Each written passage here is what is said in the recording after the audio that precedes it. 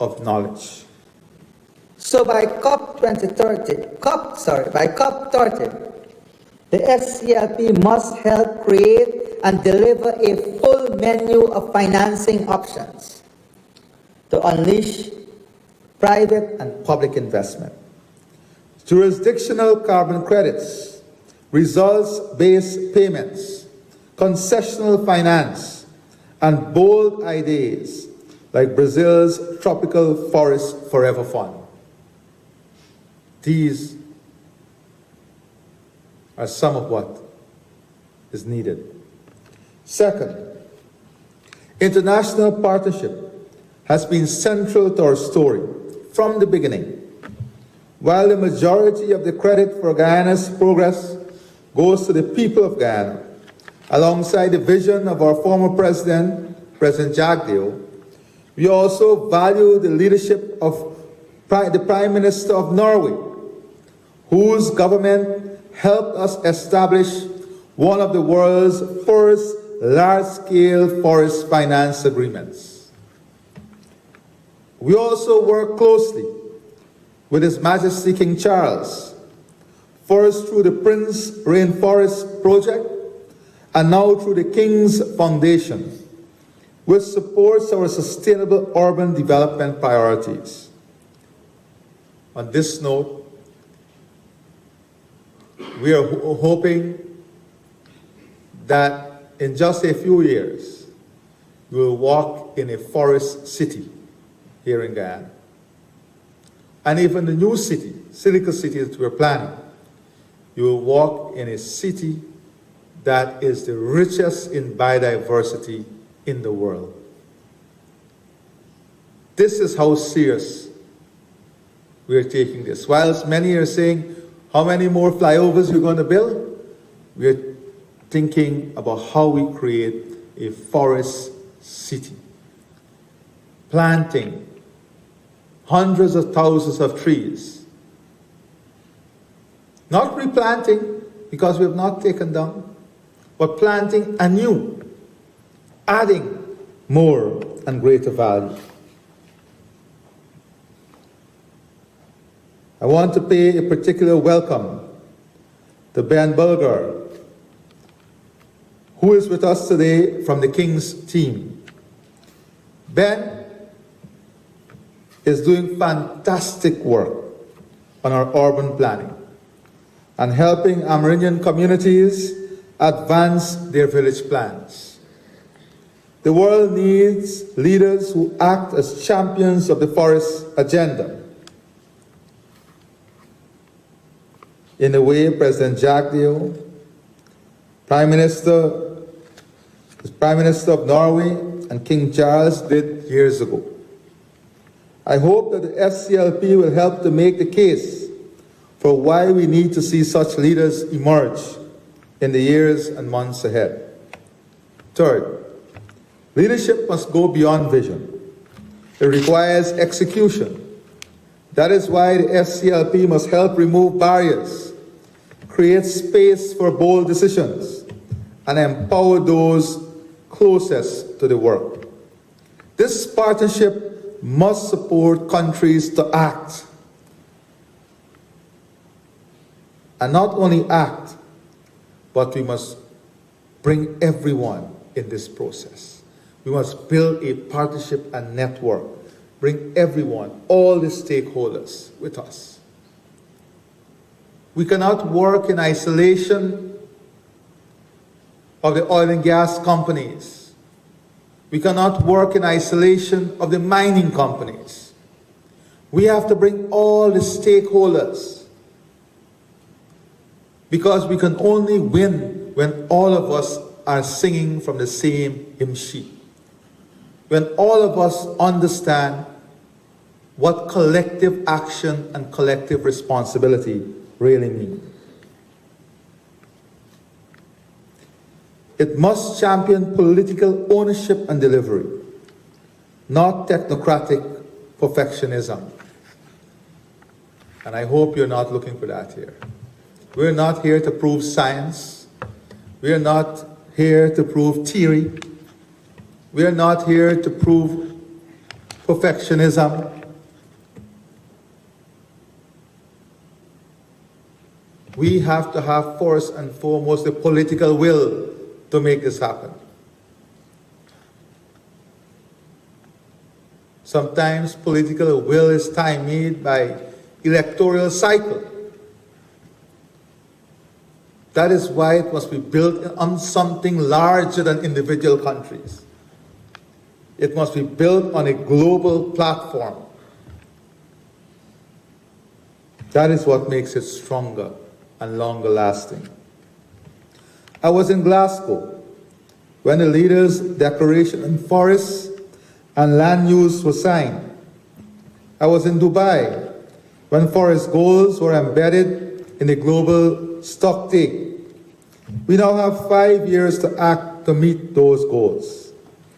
If we succeed, this could be the single biggest contribution to global climate mitigation by 2030.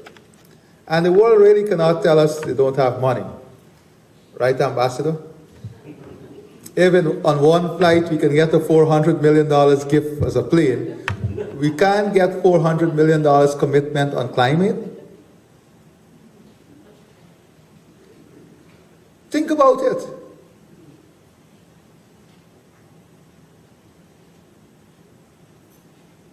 But our voices is being pushed back. It is not that the resources is not there. It is just that we have not been able to tip the scale enough in our favor.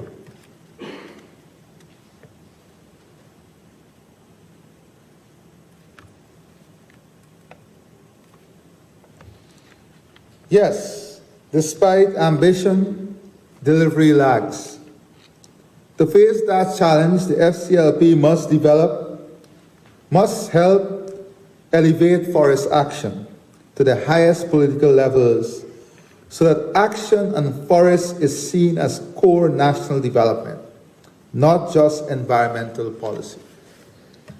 And you know, many people ask me, what is different? Why you want a global alliance on biodiversity here in Guyana? Because we want concentrated and specific attention on biodiversity. Let's face the reality. All the leaders who speak about biodiversity and climate, when you speak in the UN, and you get to your paragraph on forests or climate and biodiversity, who is sitting in the room? Who is sitting in the room?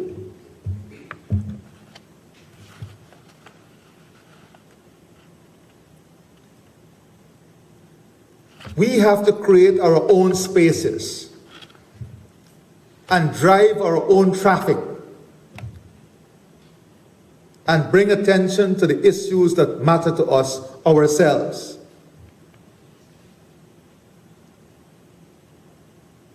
The global platform that allows us to do this has failed us. Unfortunately, the UN system is failing us.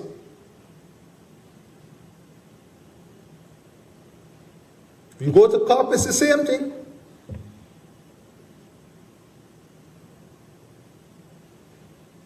It's up to the 32 of us to decide how we make it work for ourselves.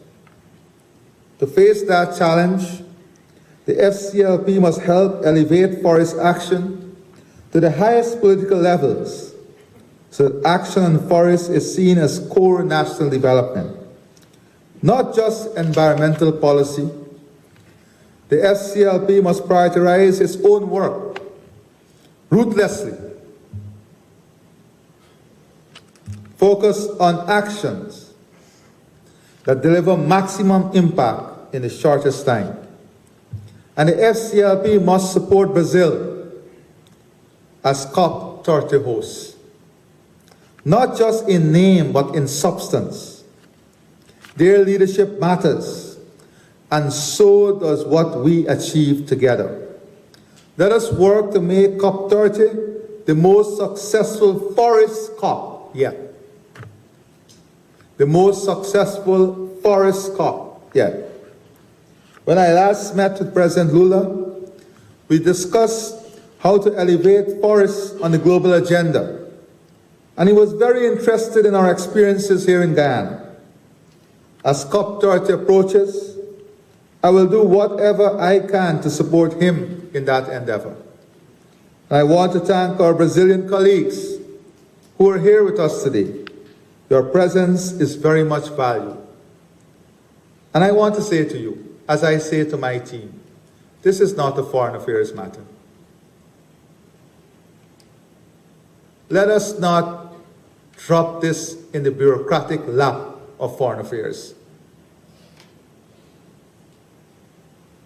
I'm normally very frank. Because when we think we're elevating these matters, and sometimes we put them in the foreign ministry or on a foreign affairs agenda, it gets lost. But as we focus on execution and look ahead, we must also confront the barriers, the old and new, that stand in the way of real progress. We are all familiar with the threats to progress that come from climate deniers. Let me be frank. Too often, real leadership is not stopped by climate deniers, but by two equally dangerous forces.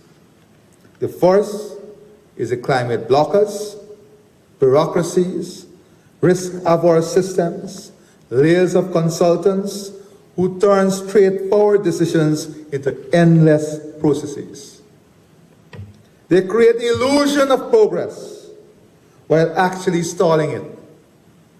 Ambition is buried in excessive complexity. Action dies in process.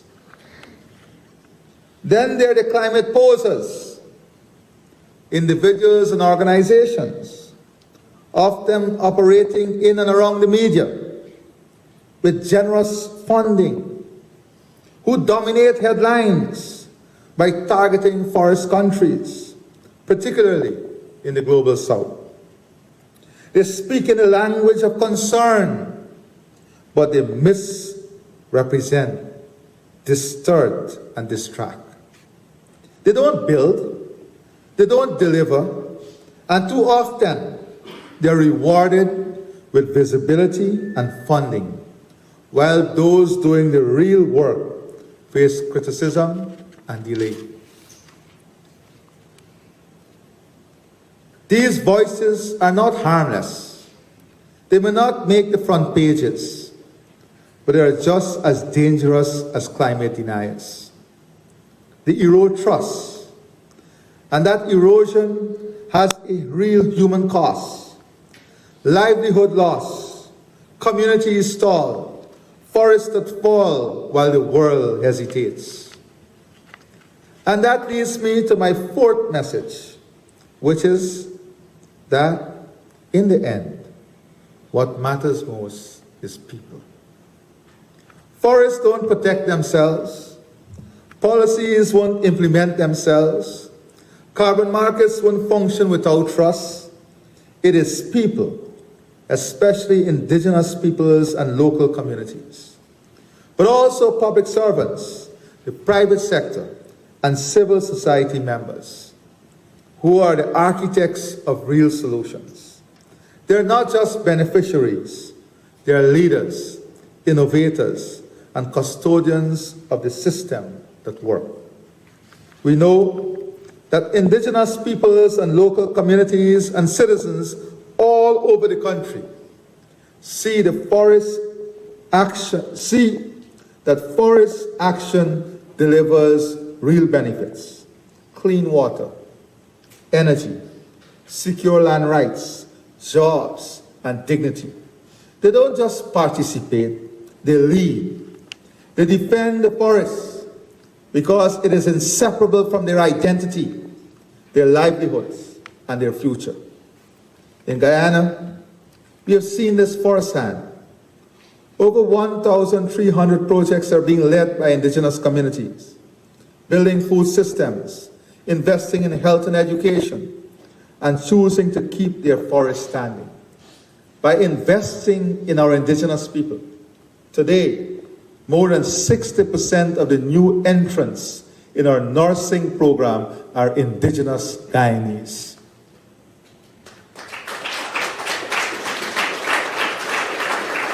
And more than 50% of that 70% are women.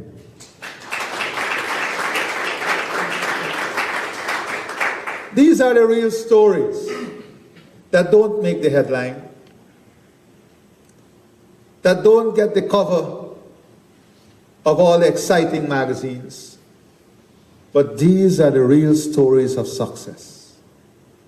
These are the real stories that we champion every day. That our climate team, that our public servants champion every day. Not the shiny letters and golden plates to celebrate them, but hard work, dedication, and real results from real policies. So here in Guyana, we will build on this foundation. And we are building with partnership.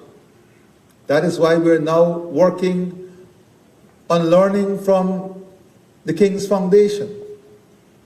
Not only visiting Dumfries Estate and being excited about it, but looking to replicate the estate of harmony, creating an entire ecosystem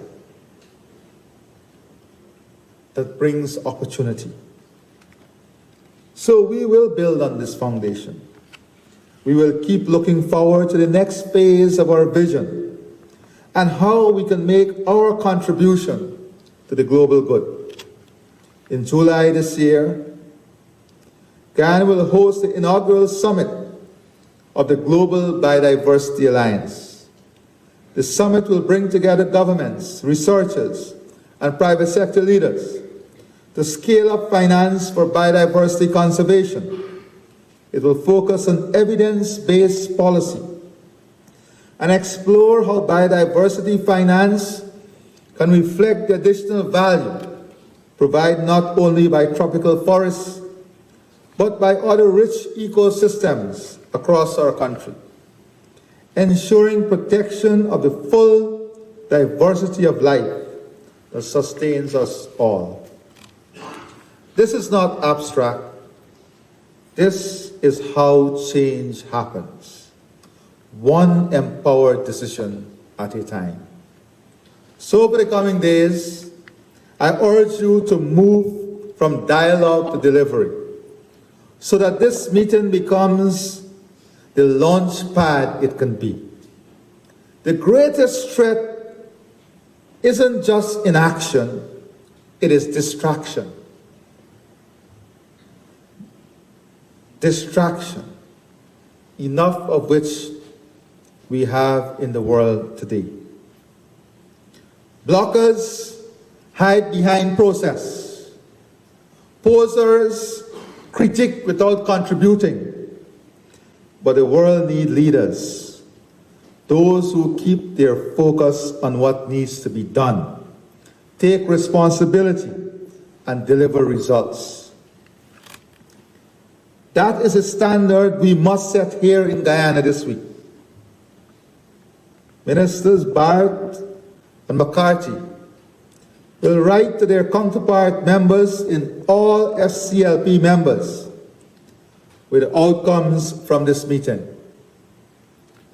For my part, I will carry the outcomes of this meeting into every forum where forest ambition must be matched by political will. I will take this message. I will take this message to heads of government, to regional leaders, to finance ministers, to multilateral platforms.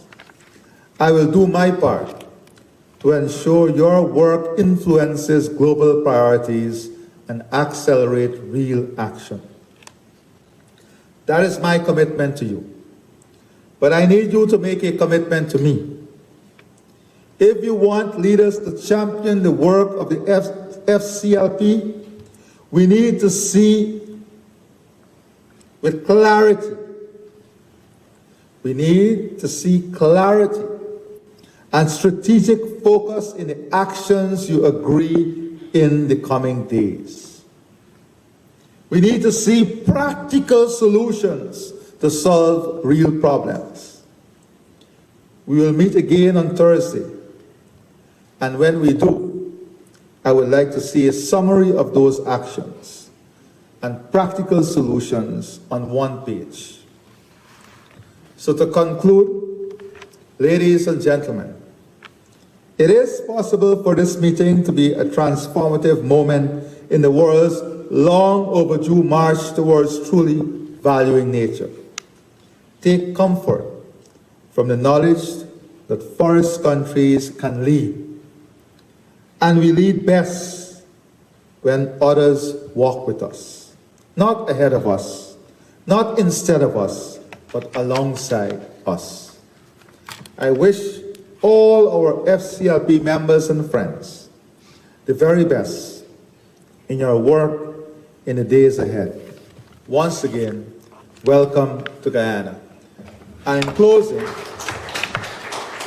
another reason why we must have our own forums is that if I was at COP30, they would have stopped me from speaking about 40 minutes ago or 30 minutes ago.